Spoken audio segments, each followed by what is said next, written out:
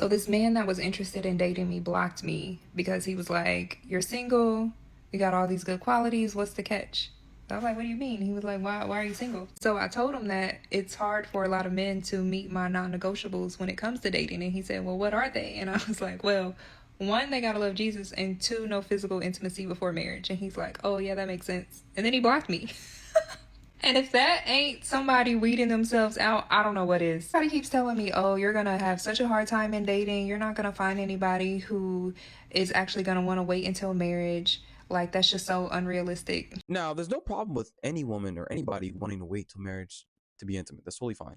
Now, the issue is if she's lying, because women are well aware that there are some men that are looking for that when they're looking for a wife, because women that hasn't been around as much, there may be less risk to them.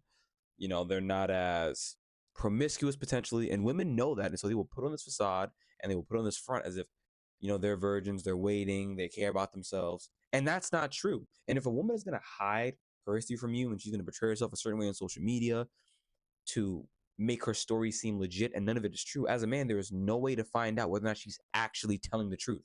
And so you can take on the risk of dating a woman that's hyper promiscuous, a heavy past, has all these issues that you're unaware of because she lied to you and fed you a story. And if someone's going to actually try to do that and do it with as much energy as possible, you're not going to know. Unfortunately, you're not going to know. But I don't think it's wrong that he automatically assumed it was BS and he was like, yeah, I'm not dealing with this. I don't know what her social media looks like, so I don't know if she's conveying herself a certain way and then saying this, because if you're doing that, then yeah, nobody wants to deal with that, because you can't just go and pass yourself around, not care about yourself sexually, not care about your emotional and psychological health, dealing with all these men, and then be like, well, I'm done being ran through now. Now I want to have a husband, so I'm going to make you wait. He's not going to deal with that. It doesn't make any sense. You don't get to